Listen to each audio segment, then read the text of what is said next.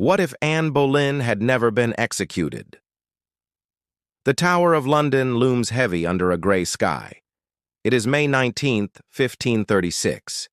In the true course of history, Anne Boleyn kneels before the executioner's sword, falsely condemned of adultery and treason. A hush falls as the blade is raised, but this time it never falls. In this alternate timeline, something changes.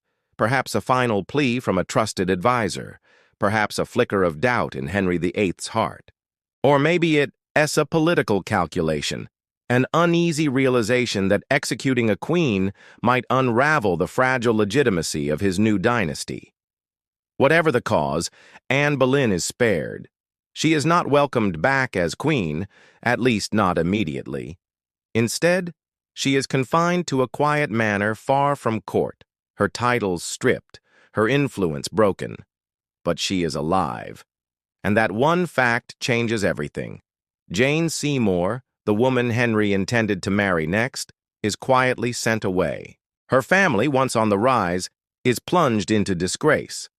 Henry, though he burns with frustration, finds no quick path forward. His annulment from Catherine of Aragon remains a stain in the eyes of Catholic Europe. Now, with Anne still living, he cannot marry again without scandal. Yet Anne does not waste her exile. She studies, she writes, and above all, she plots. Though wounded, she is not defeated. She builds quiet alliances among Protestant nobles and reform-minded clergy. Her daughter, Elizabeth, is kept close, and under Anne's guidance, she grows into a young woman of immense intellect, steely resolve, and political instinct. At court, Henry's temper worsens. Without a new wife, he feels trapped. But his ministers, wary of public backlash, urge caution. Cromwell, once Anne's enemy, begins to shift. He sees Anne as a useful tool once again, a bridge to the powerful Protestant factions who are growing bolder. Over the next few years, Anne is gradually reintroduced to court, not as queen, but as a respected lady of influence. She walks carefully, never overstepping, never forgetting the betrayal she endured. Her presence unsettles many, including Henry himself, who cannot look at her without remembering both passion and humiliation. But time brings change. In 1538, Henry falls gravely ill. The court trembles. Succession becomes the central issue.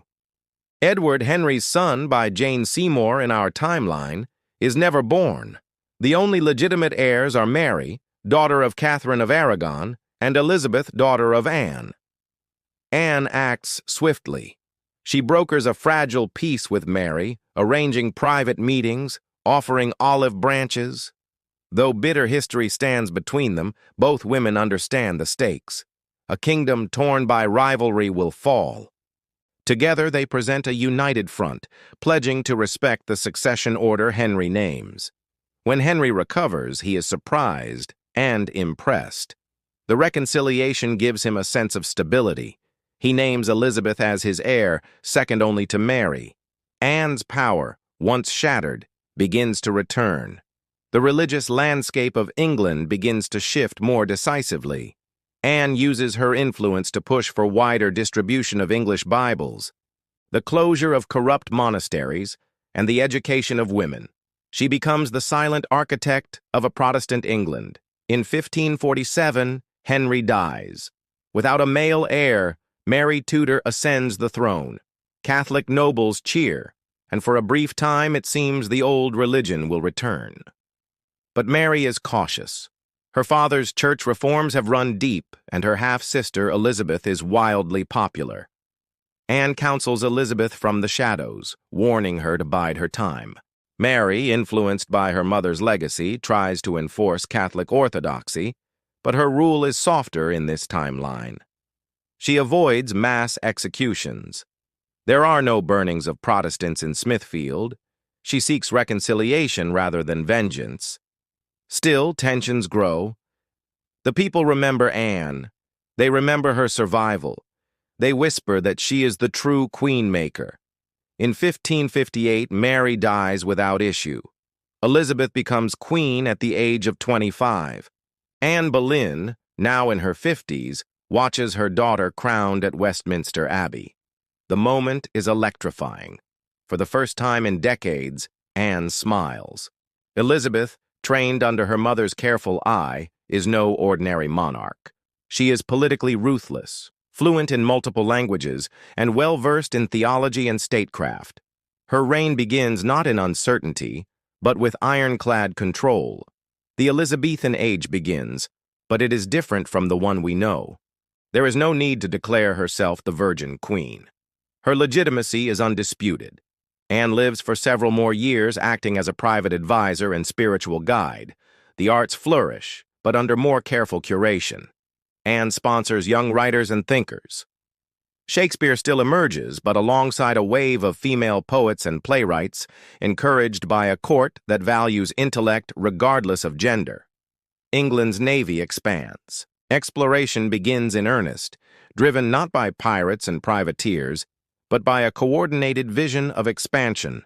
Elizabeth, ever the strategist, establishes colonies in the New World, not just as trading posts, but as cultural outposts of a new English identity. Catholic powers in Europe, Spain, France, the Holy Roman Empire, watch in horror as Protestant England rises with unexpected unity. The Spanish Armada still forms, but with Elizabeth's seasoned navy and Anne's diplomatic groundwork across Protestant states, it fails even more catastrophically. Religious tolerance, a concept foreign to most of Europe, begins to take root. Elizabeth, remembering the wars and paranoia of her youth, implements limited protections for minority sects. England becomes a haven for thinkers, reformers, and exiles. Anne Boleyn dies in 1565, quietly and peacefully. Elizabeth weeps for days. A state funeral is held, the first ever for a former queen who was never restored in title, but ruled through influence. Her tomb reads, "She who survived, she who shaped the future." In this timeline, the world changes. The Protestant Reformation accelerates. England becomes the beacon of religious freedom and intellectual inquiry. The English Renaissance is broader, deeper, and more inclusive. The British Empire that eventually forms is not just about conquest. It is about cultural influence. Education reforms spread, and women's roles in society evolve faster. Philosophy, science, and literature flourish in ways not seen in our reality. Elizabeth rules longer than in our timeline. Without the trauma of early purges and the burden of proving herself, she governs with clarity and vision. Her court becomes a model for Europe. Foreign powers attempt to challenge England's rise, but fail to grasp the depth of its transformation. It is not just a shift in rulers.